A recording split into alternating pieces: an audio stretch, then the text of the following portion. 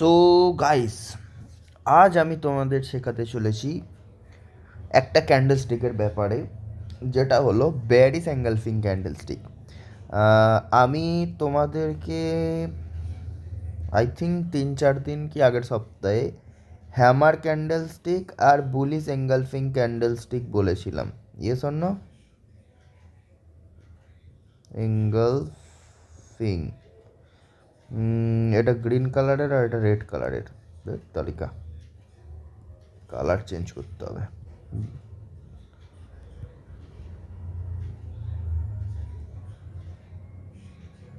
First হচ্ছে red কালারের candle. আচ্ছা, ফার্স্ট হ্যামার ক্যান্ডেল শিখিয়েছিলাম, আর সেকেন্ড শিখিয়েছিলাম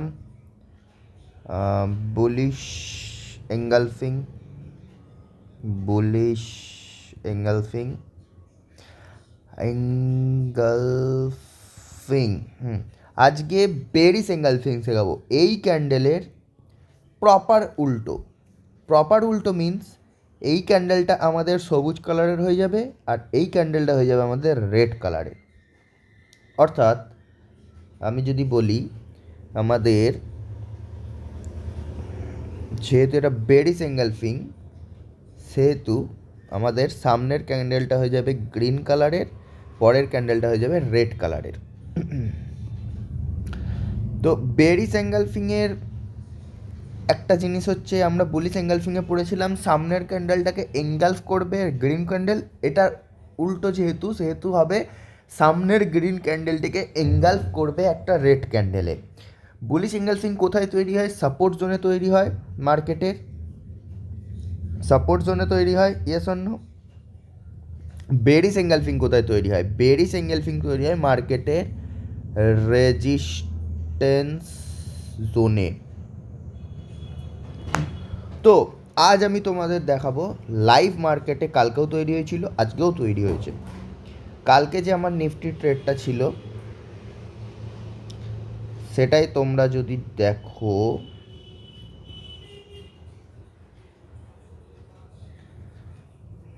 এই পোর্শনটা,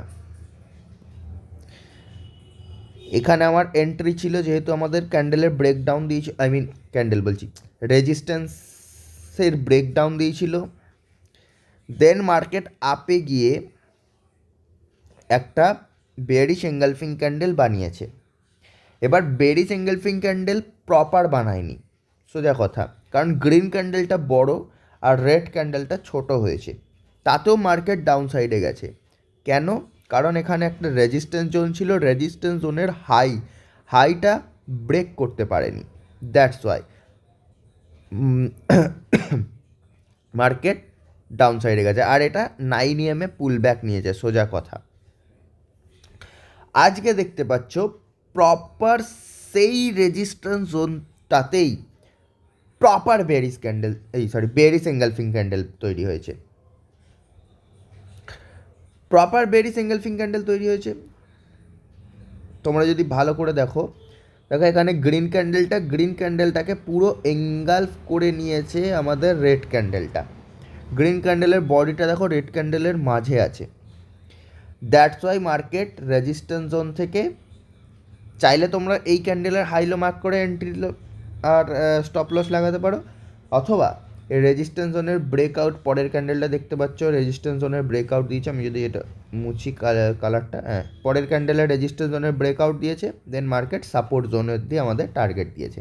আমি ভাবছিলাম আজকে মার্কেট হাফে যাবে, তো আমি আর এন্ট্রি নিলাম না, তো ব্রেকআউটের অপেক্ষা করছিলাম। লাস্টের ব্রেকডাউনটা লক্ষ্য করিনি, মার্কেট ডাউন সাইডে চলে গেছে। ঠিক আছে, not a problem. Actually support resistance কাজ করছে আর ক্যান্ডেলস্টিক কাজ করছে। ক্যান্ডেলস্টিকের থেকেও সাপোর্ট রেজিস্ট্যান্স বেশি কাজ করে। দেখো এখানে যেটা তৈরি হয়েছিল, এটা বেরিস এঙ্গেলফিং বলা যেতে পারে, বাট প্রপার নয়। এটা হচ্ছে আমাদের আজকের প্রপার বেরিস এঙ্গেলফিং, কিন্তু দেখা যাচ্ছে সেই রেজিস্ট্যান্স জোন থেকেই তো পড়ছে। তো রেজিস্ট্যান্স জোনের ব্রেকআউটে দেখো, ফার্স্ট ক্যান্ডেলস্টিক প্যাটার্ন ধরে তোমরা যদি এন্ট্রি নাও, তাহলে দুটো কনফার্মেশন নিয়ে করবে। ফার্স্ট কনফার্মেশন হচ্ছে রুল নাম্বার 1, রুল নাম্বার 1 হচ্ছে যদি বুলিশ এঙ্গালফিং ক্যান্ডেল দেখে এন্ট্রি নাও, বুলিশ এঙ্গালফিং ক্যান্ডেল দেখে যদি এন্ট্রি নাও, তাহলে তোমাদের তো ফার্স্টে দেখতে হবে রেড কালারটা কই রে ভাই, হ্যাঁ রেড কালারের ফার্স্ট ক্যান্ডেল হতে হবে। সেকেন্ড ক্যান্ডেল এই ক্যান্ডেলটিরকে এঙ্গালফ করতে হবে, অর্থাৎ এর থেকে বড় হতে হবে। উইক যত বড়ই হোক না কেন, উইকের ওপর মানে যে মাথায় যে উইকটার নিচে যে উইকটা থাকে ওটা কোনো ডিপেন্ড করে না, এই শ্যাডোটা কোনো ডিপেন্ড করে না, বডিটা ডিপেন্ড করে, মেন হচ্ছে এই বডিটা।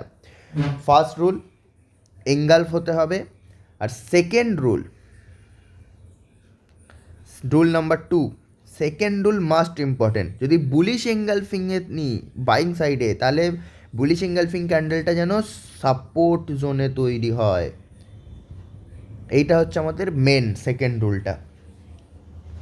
আর যদি আমরা বেয়ারিশ এঙ্গালফিংয়ে নিই তাহলে প্রপার উল্টো মানে ফার্স্ট ক্যান্ডেলটা গ্রিন কালারের অ্যান্ড সেকেন্ড ক্যান্ডেলটা বেয়ারিশ এঙ্গালফিংটা সামনের ক্যান্ডেলটাকে এঙ্গালফ করতে হবে। আর এটা গেল ফার্স্ট রুল। আর সেকেন্ড রুল হচ্ছে এক সেকেন্ড, বেয়ারিশ এঙ্গালফিং। আর সেকেন্ড রুল হচ্ছে বেয়ারিশ এঙ্গালফিং ক্যান্ডেলটা রেজিস্ট্যান্স জোনে তৈরি হতে হবে, রেজিস্ট্যান্স জোনে তৈরি হতে হবে। দেখা গেল মার্কেটে বুলিশ এঙ্গালফিং তৈরি হয়ে গেলো, বেয়ারিশ এঙ্গালফিং তৈরি হয়ে গেলো, বুলিশ এঙ্গালফিং বেয়ারিশ এঙ্গালফিং তৈরি হয়ে গেলো, তার হাইলো মার্ক করে এন্ট্রি খবরদার নেবো না। রুল নাম্বার 2 ফলো করবো, বুলিশ এঙ্গালফিং যেন সাপোর্ট জোনে তৈরি হয়, বেয়ারিশ এঙ্গালফিং যেন রেজিস্ট্যান্স জোনে তৈরি হয়। যদি রেজিস্ট্যান্স জোনে তৈরি হয় না হয় তাহলে আমাদের কোনো দরকার নেই ট্রেড নেওয়ার, কারণ মার্কেট আছে, আমরাও আছি, যেদিন তৈরি হবে সেদিন ট্রেড নেবো। দ্যাটস ইট, এটাই বলার। তারপর আস্তে আস্তে আরও ক্যান্ডেলস্টিক শেখাবো। আপাতত এই দুটো ক্যান্ডেলস্টিক খাতায় নোট ডাউন করে রাখো, আর আগের দিনে যে হ্যামার ক্যান্ডেলটা শিখিয়েছিলাম সেটাও খাতায় নোট ডাউন করে রাখবে।